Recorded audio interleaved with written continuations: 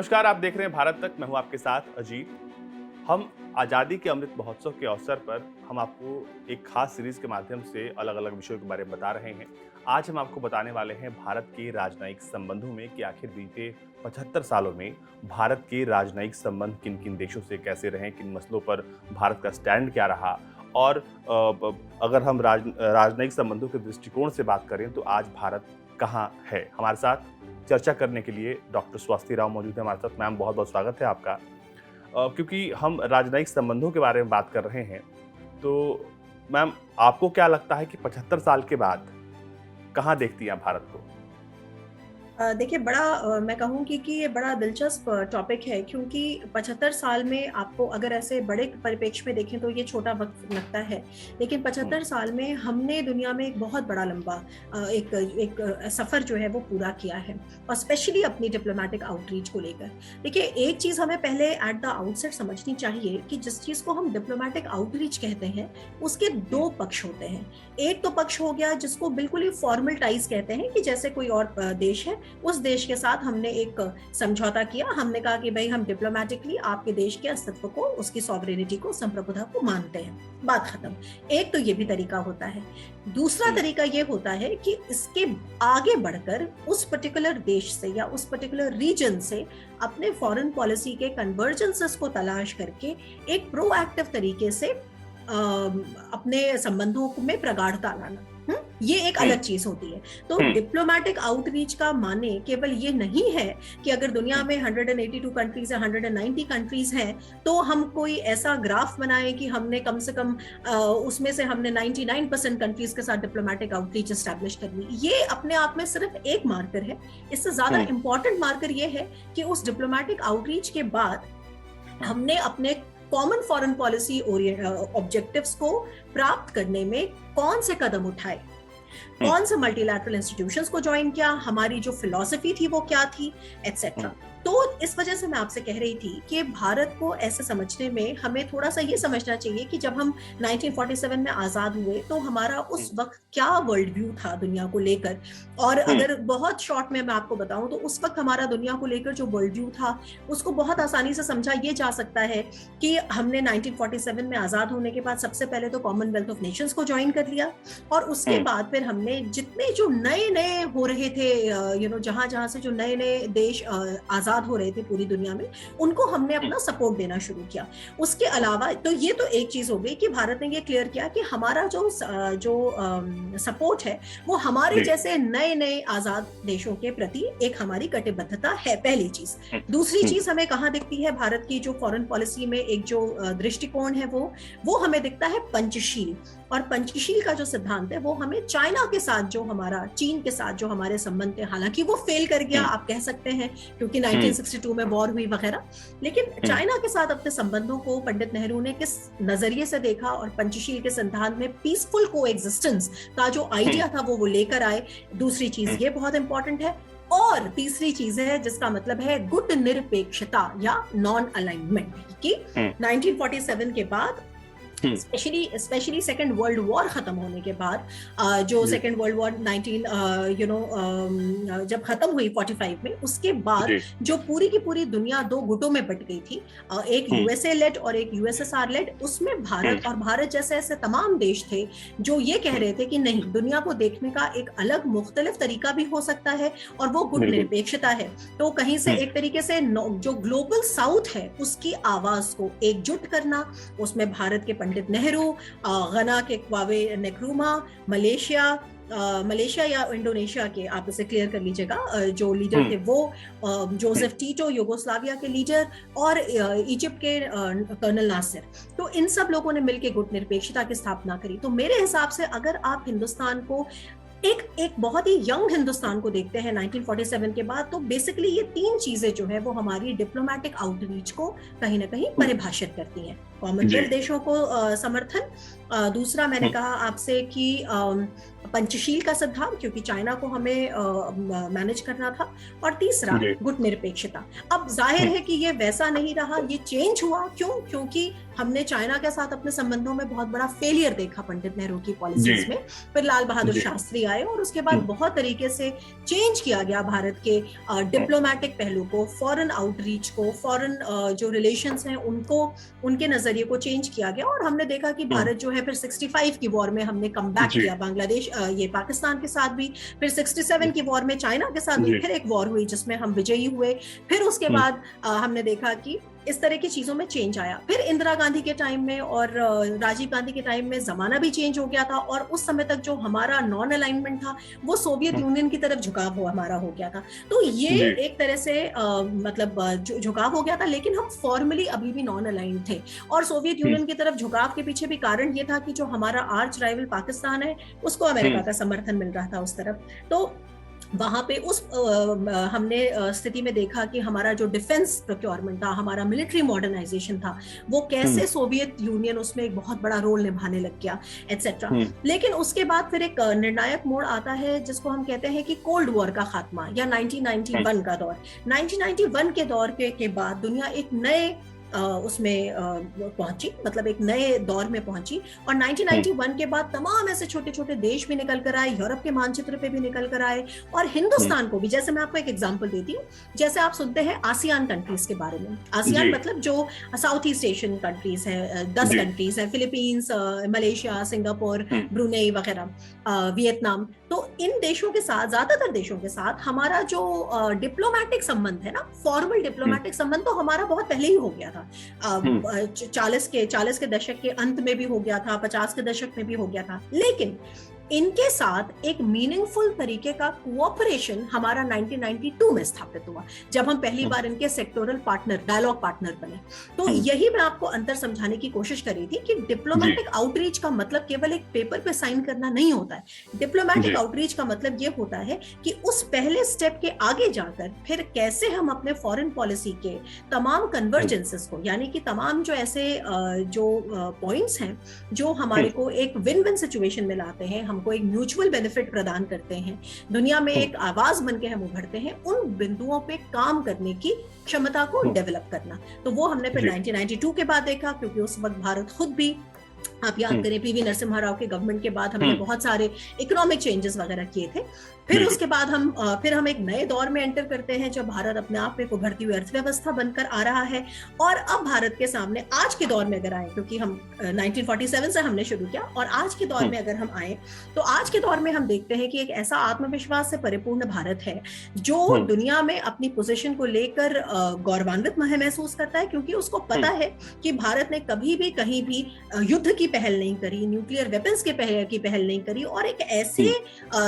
दुनिया में जहां पर इतनी ग्लोबल कॉन्फ्लिक्ट है, जहां पे वॉर चल रही है, भारत ने सिस्टमैटिकली, इसके लिए क्रिटिसिज्म भी भारत को बहुत मिला, लेकिन भारत ने सिस्टमैटिक तरीके से कहा कि हमें अपने राष्ट्रीय हित को पहले रखना है और हमें पक्ष न लेते हुए हमें वॉर की भर्त्सना करनी है, वायलेंस की भर्त्सना करनी है। और आज की डेट में आप ये देखिए कि जब भारत बात करता है या भारत के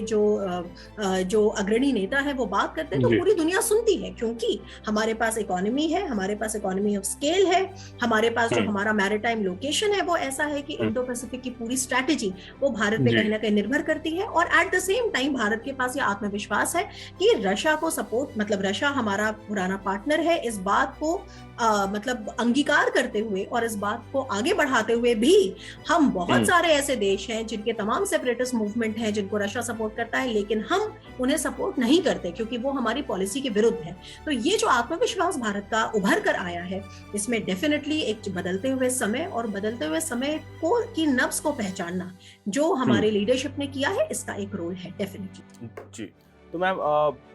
लोग, क्योंकि ये भी अब जब हम राजनयिक संबंधों की बात कर रहे हैं तो लोग ये भी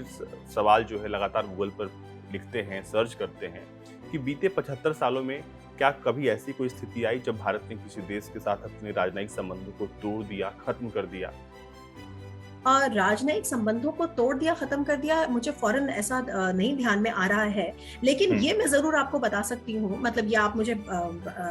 मुझे सजेस्ट कर सकते हैं, मुझे अभी फौरन दिमाग में नहीं इस तरह से आ रहा है कि भारत ने अपने राजनयिक संबंध किसी से तोड़े हो। हाँ, लेकिन ये जरूर मैं आपको बता सकती हूँ कि ऐसे तमाम बहुत से जटिल जियोपॉलिटिकल सिचुएशंस हैं जिसमें भारत ने एक बहुत ही प्रैग्मेटिक तरीके से चीजों को हैंडल किया है। जैसे कि फॉर एग्जांपल हम कहते हैं कि जैसे अरब और इजराइल का मसला है, तो अरब इजराइल के मसले में हम देखते हैं कि इजराइल के स्टेट को भारत ने कब रिकॉग्नाइज किया, तो रिकॉग्नाइज तो हमने बहुत पहले कर लिया था, और लेकिन हमने जैसे अब यही बात है, हमने रिकॉग्नाइज तो इजराइल को 1950 में कर लिया था, लेकिन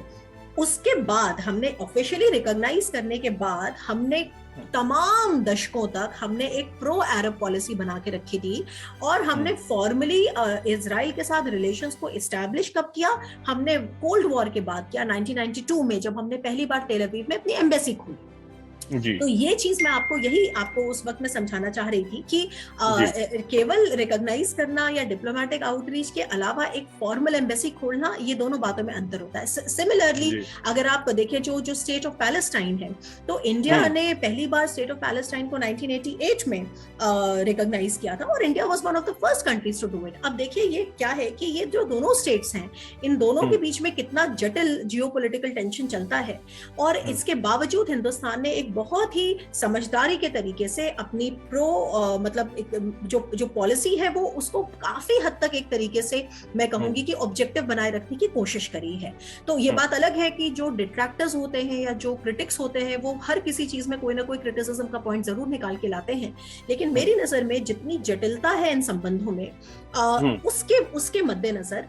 हमने काफी हद तक एक तरह से बैलेंस्ड किस्म का फॉरेन पॉलिसी बनाकर रखने की कोशिश करी है। दूसरा मैं आपको एग्जांपल यहाँ से दे सकती हूँ कि जैसे जब Iran, the state of Iran, तो स्टेट ऑफ ईरान का भी यही है, हमने स्टेट ऑफ ईरान को भी मेरा ख्याल है काफी पहले हमने रिकॉग्नाइज कर लिया था, लेकिन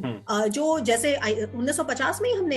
ईरान को रिकॉग्नाइज कर लिया था, उसके बाद से हमारे संबंध भी अच्छे थे ईरान के साथ एक्सेट्रा। लेकिन फिर आप याद करिए कि जब अमेरिका ने, और हम तेल ईरान से बहुत खरीदते थे, लेकिन 2019 में जब ट्रंप एडमिनिस्ट्रेशन ने कहा कि आप नहीं ले सकते तेल और एम्बार्गो लगा दिया, तो हमें रातों रात ईरान से तेल खरीदना बंद करके हमने वेनेजुएला से खरीदना शुरू किया, फिर वेनेजुएला के ऊपर एम्बार्गो लगा दिया गया, फिर हम परेशान हो गए और अल्टीमेटली हमने अब रशिया से खरीदना शुरू किया है। तो लेकिन इसके बावजूद हिंदुस्तान ने लगातार अलग अलग प्लेटफॉर्म से, चाहे शंघाई कोऑपरेशन ऑर्गेनाइजेशन का प्लेटफॉर्म हो, चाहे जो तमाम जो वो हैं जहां पर हम ईरान से बात करते हैं, जहां पे हम रूस से बात करते हैं, इस तरह के तमाम प्लेटफॉर्म्स को में लगातार अपनी प्रेजेंस को बनाकर और लगातार उनसे एक डायलॉग को ओपन रख के आज हम एक ऐसी सिचुएशन में हैं जहां पर चाबहार जो पोर्ट है वहां पर भी हमारी पहुंच है, हालांकि उसमें दिक्कत है लेकिन वहां पर भी हमारी पहुंच बनी हुई है, और उस रास्ते से सेंट्रल एशिया पे भी हम पहुंच रहे हैं, और ईरान के साथ भी और रशिया के साथ भी हम ये सोच रहे हैं, हम इस आज सिचुएशन में है कि हम एक ट्रेड रूट, मतलब एक वैकल्पिक ट्रेड रूट की स्थापना करके अपने बिजनेस को हम कोशिश कर रहे हैं कि वॉर से बचा के रखें। तो ये जो इस तरह की चीजें हैं ये इंटरेस्टिंग बनाती हैं डिप्लोमेटिक आउटरीच को और वगैरह। एक चीज मैं आपसे जरूर कहना चाहूंगी कि थोड़ा सा इन चीजों पे हमें गौर करना चाहिए कि आखिर दुनिया में ऐसे कौन से देश हैं जिनके साथ अभी भी भारत का कोई डिप्लोमेटिक संबंध नहीं है। अब फिर यहाँ पर देखिए वही बात आती है कि डिप्लोमेटिक संबंध जो है वो एक तरीके की मैं कहूंगी कि एक तरह की दोधारी तलवार सी होती है। अब जैसे आप देखिए ताइवान के बारे में इतनी बात होती है, भारत जो है वो चाइना को रिकॉग्नाइज करता है, अब से नहीं बहुत पहले से 1950 से हम पीआरसी मतलब जो कम्युनिस्ट चाइना है, मेनलैंड का चाइना है, उसको हम रिकॉग्नाइज करते हैं। लेकिन ताइवान के प्रति हमारी क्या पॉलिसी है? ताइवान को हम रिकॉग्नाइज नहीं करते, लेकिन ताइवान के साथ हमारे कैसा संबंध है? हम अपने संबंधों पे लगातार काम कर रहे हैं, हम सेमीकंडक्टर्स को लेके ताइवान के साथ काम कर रहे हैं, हम अपने बिजनेस को बढ़ा रहे हैं। जब साई इन वेंग जो ताइवान की अभी प्रेसिडेंट है, जब वो दोबारा चुनी गई थी, अभी पिछले 1-2 साल में वो दोबारा चुनी गई थी, मतलब ये उनका सेकंड स्टेट है एज प्रेसिडेंट, तो हमने यहाँ से मीनाक्षी लेखी को भेजा था। तो वो एक ऐसा मैं कहूंगी कि वो एक ऐसा मास्टर स्ट्रोक था जिसमें आप ये भी नहीं कह सकते कि हमने वहां पे डिप्लोमेटिकली उनको रिकॉग्नाइज कर लिया, और ना ही ऐसा कुछ था कि ताइवान के ऊपर हम बिल्कुल पूरी तरीके से ब्लैंक हैं। अब ये बात अब कही जाती है कि आज की डेट में जब चाइना ताइवान के ऊपर से इस तरह से एग्रेशन शो कर रहा है नैन्सी पेलोसी के विजिट के बाद से, तो भारत को क्यों नहीं कुछ बोलना चाहिए वगैरह। लेकिन अब वहीं पे ये बात आती है, देखिए हर बात ना बोलने से नहीं होती, बात क्या है कि एक्शंस जो होते हैं they always speak louder than words, और एक डिप्लोमेसी का एक ये बहुत बड़ा लेसन है कि आपको कहाँ पे, आपको पता होना चाहिए कि कहाँ पे आपको शब्दों से वार करना है, शब्दों से अपनी बात को असर्ट करना है, और कहाँ पे आपको चुप लगाकर शब्दों को किनारे करके आपको एक्शन से अपनी बात को दिखाना है दुनिया को। तो केवल भारत ही नहीं, दुनिया के तमाम ऐसे जो देश हैं जो बहुत, मैं कहूंगी, और स्पेशली जो मिडिल ऑर्डर कंट्रीज हैं, क्योंकि मिडिल ऑर्डर कंट्रीज के पास चॉइसेस कम होती है ना। हम मतलब प्री एमिनेंट मिलिट्री पावर नहीं है, प्री एमिनेंट हम वो इकोनॉमिक पावर नहीं है, हम एक तरीके से एक मिडिल ऑर्डर कंट्री है। हमारे पास हर चीज का एक मतलब बैलेंस हम बना के हमें चलना पड़ता है, इतना बड़ा पॉपुलेशन भी है, हम डेमोक्रेसी भी है, वगैरह वगैरह। तो जो मिडिल ऑर्डर पावर्स होती हैं वो हमेशा एक तरीके की स्मार्ट डिप्लोमेसी को प्ले करती हैं, और ये जो स्मार्ट डिप्लोमेसी है इसमें यही सब चीजें हैं कि कहाँ पे हमको डिप्लोमेटिक रिकॉग्निशन करना है, कहाँ पे हमें उस डिप्लोमेटिक रिकॉग्निशन को एक दूसरे सोपान पे ले जाना है जहां पर हम उससे कुछ कोऑपरेशन निकाल के लेकर आ पाए, कहाँ पर हमें बोलना नहीं है लेकिन साइड बाय साइड अलग और ट्रैक से हमको उस संबंध को में प्रगाढ़ता लाने की कोशिश करनी है, और कहाँ पे हमको बिल्कुल भी कुछ नहीं बोलना है। जैसे कि मैं आपको उदाहरण दे सकती हूँ, आपने सुना होगा कोसोवो का नाम। कोसोवो जो युगोस्लाविया एक देश होता था, और युगोस्लाविया के विघटन के बाद वहां पे बहुत सारे छोटे छोटे देश निकल के आए, सर्बिया, बोस्निया हर्जेगोविना वगैरह, क्रोएशिया, स्लोवेनिया, उसी में से एक देश निकला अभी भी जिसमें प्रॉब्लम है, कोसोवो। तो कोसोवो को लेकर भारत का जो स्टैंड है वो बिल्कुल चुप्पी का है। वो इंडिया ने कोसोवो को बिल्कुल रिकॉग्नाइज नहीं किया, क्योंकि वो एक ऐसा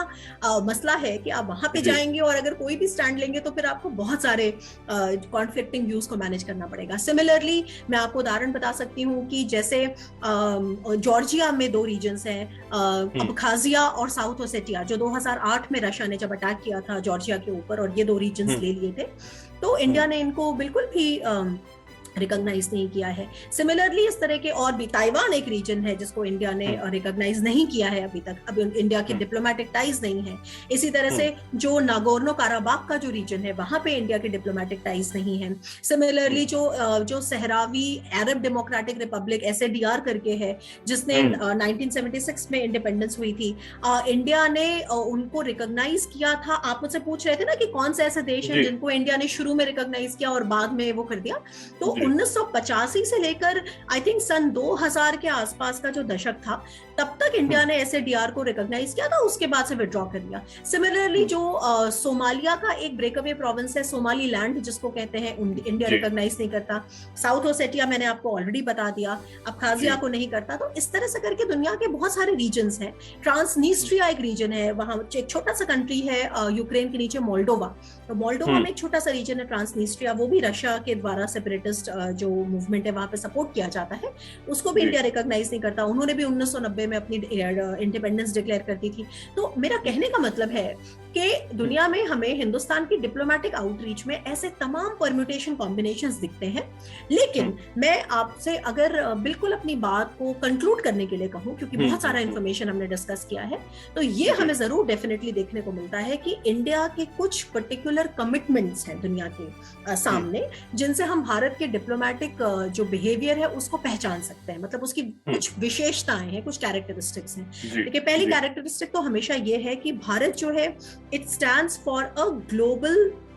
साउथ साउथ कनेक्ट। जो दुनिया के जिसको हम तीसरी दुनिया के देश कहते हैं, जो अफ्रीका के कंट्रीज हैं, ये इन कंट्रीज को सपोर्ट करना, इन कंट्रीज के साथ अपना डिप्लोमेटिक आउटरीच बनाना, इनको रिप्रेजेंट करना, इसमें भारत हमेशा एक अग्रणी भूमिका निभाता है। यानी कि जो एक ग्लोबल साउथ साउथ डायलॉग है उसमें इंडिया हमेशा एक आपको लीडर की भूमिका में दिखेगा। ये पहली चीज। दूसरी चीज, हालांकि India global south south dialogue में एक अग्रणी भूमिका निभाता है, पर उसके बावजूद अब देखिए, इंडिया एक G20 इकोनॉमी है। हाँ, इंडिया एक G20 इकोनॉमी है। इंडिया अपने आप में एक बहुत तेजी से उभरती हुई मिलिट्री है। इंडिया बहुत सारे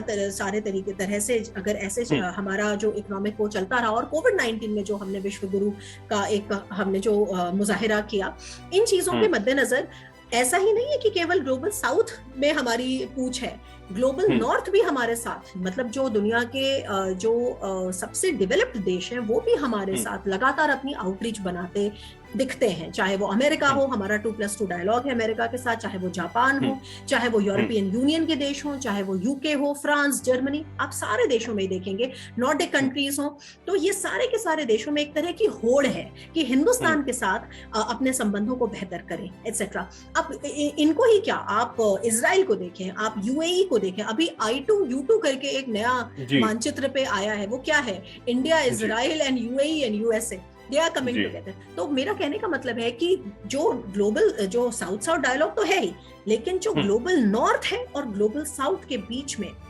जो एक कड़ी का काम करता है वो भी हिंदुस्तान है, क्योंकि हिंदुस्तान रिप्रेजेंट करता है एक कहीं ना कहीं ग्लोबल साउथ को, लेकिन ग्लोबल नॉर्थ जो है वो जुड़ना चाहता है हिंदुस्तान से। ये दूसरी चीज। तीसरी चीज, मैं आपको हमेशा आप देखेंगे कि हिंदुस्तान कहीं पर भी आप देखेंगे कि हिंदुस्तान जो है वो डी एस्केलेशन ऑफ वायलेंस और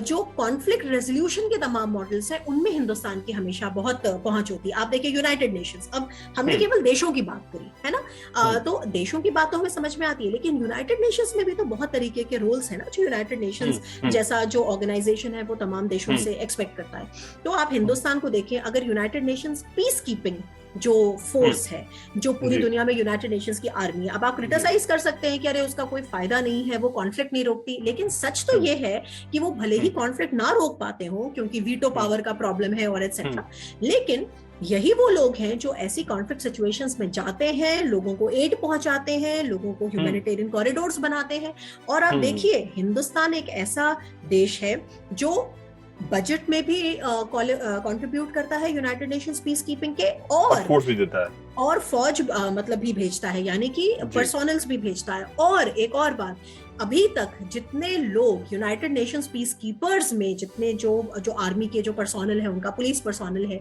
उसमें जितनी डेथ्स हुई हैं, जो मार्टियर्स हुए हैं, उसमें सबसे ज्यादा इंडियंस हैं।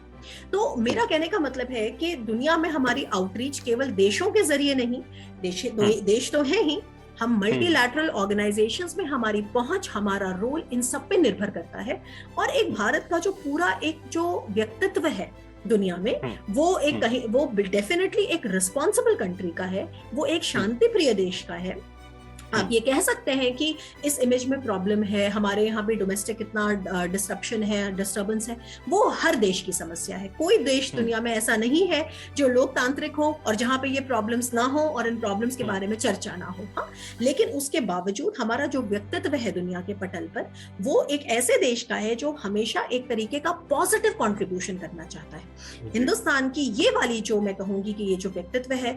ये 75 साल में हमने एक अपने इस व्यक्तित्व को बहुत ही मेहनत से बनाया है। ग्लिचेस हुए हैं हमारे साथ, वॉर्स हुई हैं हमारे साथ, तो और बहुत सारी ऐसी भी चीजें हुई हैं जिनके लिए हम तैयार नहीं थे, लेकिन वो हमारी जेनरेट की हुई नहीं थी, वो ब्रिटिशर्स हमें सौगात में सौंप के गए थे, वो हमारी गलतियां नहीं थी। तो एनीवे, तो हमने ये किया है, उस व्यक्तित्व को हमने धीरे धीरे बनाया है और उस पर हम कायम रहे हैं। और कहीं ना कहीं मतलब आप ये कहेंगे कि मतलब मैं ये देखती हूँ कि कोई प्रधानमंत्री इसमें ज्यादा अच्छा हो सकता है, कम अच्छा हो सकता है, लेकिन भारत इस मामले में बहुत भाग्यशाली रहा है कि हमारे पास शुरू से लेके जो अंत तक अभी तक प्रधानमंत्री हमारे रहे हैं, वो भारत के इस गरिमामयी व्यक्तित्व को लेकर वो हमेशा खरे उतरे हैं दुनिया की नजरों पर। तो ये चीज जो है, मुझे लगता है कि हमें आजादी के अमृत महोत्सव में इस चीज को बार बार इस बात पे डिस्कस करना चाहिए। और अभी तो कम से कम जितनी जटिलताओं के साथ दुनिया गुजर रही है और जिस आत्मविश्वास के साथ भारत इससे गुजर रहा है, मतलब इससे रिस्पॉन्ड कर रहा है, चाहे वो नेबरहुड हो हमारा, पाकिस्तान के साथ संबंध हो, श्रीलंका के साथ संबंध हो, उनको मदद करना हो, चाइना को काउंटर करना हो और चाइना को एंगेज भी करना हो, हम चाइना को एंगेज भी कर रहे हैं, उसके बाद रूस को एंगेज करना हो, उधर ह्यूमैनिटेरियन कॉजेस के लिए खड़ा होना हो, अफगानिस्तान के लिए खड़ा होना हो, इंडो पैसिफिक के लिए खड़ा होना हो, इन सारी चीजों में आप देखेंगे कि भारत की एक भूमिका है। और जैसे मैंने कहा, today when India talks the world lessons. तो इसमें डेफिनेटली जो हमारी करंट लीडरशिप है, they also deserve full appreciation for that, क्योंकि आप क्यूमुलेटिव होता है ना, मतलब एक आप ऐसा नहीं होता कि कोई भी चीज आप स्क्रैच से शुरू करते हैं, जो पीछे से बना हुआ हमारे पास जो इमारत है उस पे हम और जोड़ते चले जाते हैं, लेकिन एक स्मार्ट तरीके से और एक मैं कहूंगी कि होलिस्टिक तरीके से करना वो बहुत जरूरी है, क्योंकि दुनिया और कॉन्फ्लिक्ट और इन सब चीजों का जो नेचर है वो बहुत तेजी से बदल रहा है, जिस तरह से टेक्नोलॉजी आ रही है। तो आप ये देखिए कि जिस तरह से इसरो पे हम काम कर रहे हैं, आउटर स्पेस पे जो हमारी आउटरीच है, इन हुँ, सारी चीजों में आप देखेंगे कि ऐसा कोई पक्ष नहीं है जहां पे हिंदुस्तान कोशिश नहीं कर रहा है कि वहां पे हुँ, अपनी व्यक्तित्व की छाप छोड़े। जी, जिम्मेदार जो एक ग्लोबल पावर है और हुँ, मैं कहूंगी कि शांति प्रिय ग्लोबल पावर है, उसके हुँ, सारे बॉक्सेस को हिंदुस्तान की जो लीडरशिप है उसको हुँ, चेक करने की पूरी कोशिश करती है। ठीक है। मैम एक आखिरी सवाल आपसे ये रहेगा मेरा कि मजबूत राजनयिक संबंध और कमजोर राजनयिक संबंध का मतलब क्या होता है? इसका असर कैसा होता है या असर क्या होता है? ये ज़रा समझा दीजिए। देखिए, मजबूत राजनयिक संबंध और कमजोर, जैसा कि मैंने आपसे कहा कि राजनयिक संबंध केवल एक कागज का टुकड़ा होता है। हुँ, एक हुँ, कागज के टुकड़े पे हम बैठ के साइन कर देते हैं और उससे ऐसा होता है कि चलिए हमने हाथ मिला लिया, डिप्लोमेटिक रिलेशंस एस्टैब्लिश हो गए। लेकिन ये अपने आप में केवल एक इंस्टीट्यूशन है ना, एक इंस्टीट्यूशन हुँ, की हुँ, बात आपने करी। अभी हुँ, इसमें स्पिरिट नहीं आई है। हुँ, स्पिरिट इसमें तब आती है जब इन राजनयिक संबंधों के आधार पर हम इसके साथ अपने फॉरेन पॉलिसी कन्वर्जेंसेस को तलाशना शुरू करते हैं। कन्वर्जेंस का मतलब कहाँ पे हमारे फॉरेन पॉलिसी के जो ऑब्जेक्टिव्स हैं, हमारे राष्ट्रीय हित हैं, वो कहाँ हुँ, कहाँ पे एक दूसरे से कनेक्ट हो रहे हैं। जब हुँ, हम इसको तलाशना शुरू करते हैं, जैसे मैंने आपको उदाहरण दिया कि हुँ, आसियान के तमाम कंट्रीज के साथ हमारा जो राजनयिक संबंध था वो तो 1940 और 50 के दशकों में ही बन गया था। हुँ, लेकिन आसियान के साथ हमारे संबंधों में प्रगाढ़ता आना, बिजनेस को लेकर आना, जो उनके डायलॉग पार्टनर बनना, सेक्टोरल डायलॉग पार्टनर बनना, ये सब शुरू हुआ 1992 में। हुँ, तो ये चीज इजराइल है, जैसे अब इजराइल के साथ हमने उनको डिप्लोमेटिकली हमने रिकॉग्नाइज कर लिया था बहुत पहले, लेकिन एक हुँ, जिसको हम कहते हैं कि एक जो संबंध जो हमने मतलब बनाना वो शुरू किया, जिसको हम कहते हैं कि प्रो अरब पॉलिसी को बैलेंस करने के लिए हमने एक हुँ, एम्बेसी खोली और उसके बाद फिर हुँ, हमने तमाम और चीजें शुरुआत करी। फिर हुँ, धीरे धीरे डिफेंस प्रोक्योरमेंट वगैरह होने लग गया, वो 1992 के बाद हुआ। तो हुँ, कहने का मतलब है कि राजनयिक संबंध तो केवल एक दो स्टेट्समैन के साइन से, हस्ताक्षर से वो स्थापित हो जाते हैं, लेकिन हुँ, उनमें जो स्पिरिट है, उसमें जो हुँ, बॉडी है, उसमें जो एसेंस है, ये हुँ, सारी चीजें लगातार एफर्ट डालने से आती हैं। क्योंकि दुनिया, जैसे मैंने आपसे कहा कि बहुत तेजी से बदल रही है, तो बिल्कुल। सारे देशों का यही अप्रोच रहता है और भारत के तो मैंने आपसे कई बार बताया। तो हुँ, यही बात है कि हमारी डिप्लोमेटिक आउटरीच कितनी है, ये केवल एक नंबर का या आंकड़े का विषय नहीं है। हुँ, वो जो डिप्लोमेटिक आउटरीच है वो हमारे डेवलपमेंट में उसकी भागीदारी कितनी है, ये हुँ, एक अपने आप में एक क्वालिटेटिव प्रश्न है ना। तो एक जी, तरफ जी, तो हो गया क्वांटिटेटिव डेटा कि हाँ भाई हुँ, हमारे कम से कम 185 देशों से हमारा डिप्लोमेटिक जी, संबंध है। हाँ, ये जी, हो गया क्वांटिटेटिव डेटा, बट उस क्वांटिटेटिव डेटा में क्वालिटी हमें तब पता चलेगी जब हम देखेंगे कि आखिर हमने उन राजनयिक संबंधों का किया क्या, या आखिर जी, हमने उसको अपने फॉरेन पॉलिसी ऑब्जेक्टिव्स को पूरा करने के लिए, अपने नेशनल इंटरेस्ट को साधने के लिए, हमने दुनिया में अमन और चैन लाने के लिए हमने उसका हुँ, इस्तेमाल कैसे किया। तो ये जो जी, दूसरी चीज है वो वर्क इन प्रोग्रेस है। आप ये नहीं हुँ, कह सकते कि एक ऐसा टाइम आएगा जब ये परफेक्ट हो जाएगी। इट इज ऑलवेज अ अच्छा, वर्क इन प्रोग्रेस। क्यों? क्योंकि इंटरनेशनल पॉलिटिक्स का जो नेचर है उसका हुँ, पहला नियम यह है कि वो बहुत तेजी से बदलता रहता है। तो डिप्लोमैट्स के ऊपर हमेशा इस बात का एक डिमांड बनी रहती है कि वो कॉन्टेक्स्ट, संदर्भ, सिचुएशन के हिसाब से वो अडेप्ट करें अपने डिप्लोमेटिक आउटरीच को और फॉरेन पॉलिसी जो ऑब्जेक्टिव्स हैं उनको प्राप्त करने की जो जर्नी है उसको। जी। मैम बहुत-बहुत शुक्रिया क्योंकि हमने कई बार देखा है कि भारत ने कई गंभीर मुद्दों पर भी बहुत संतुलन के साथ, बहुत संयम से, क्या अब अगर हम हाल के दौर की उदाहरण लें तो हम रशिया-यूक्रेन के बीच जब जंग हुई तो हमने देखा कि किस तरीके से भारत ने अपना स्टैंड बिल्कुल बहुत बैलेंस्ड रखा। तो आज़ादी के 75 साल जब भारत मना रहा है, तो ऐसे में ये जो तमाम जानकारियाँ मैडम से आपको मिली, ये भी बहुत ज़रूरी है और आपको समझना चाहिए और इनको सुनना चाहिए कि आखिर हम आज़ादी के 75 साल के बाद आज कहाँ खड़े हैं और भारत के राजनयिक संबंध आज कहाँ हैं और किस तरीके से भारत कई क्षेत्रों में काम कर रहा है, सिर्फ संबंध के लिए नहीं बल्कि संबंधों में प्रगाढ़ता लाने के लिए। धन्यवाद।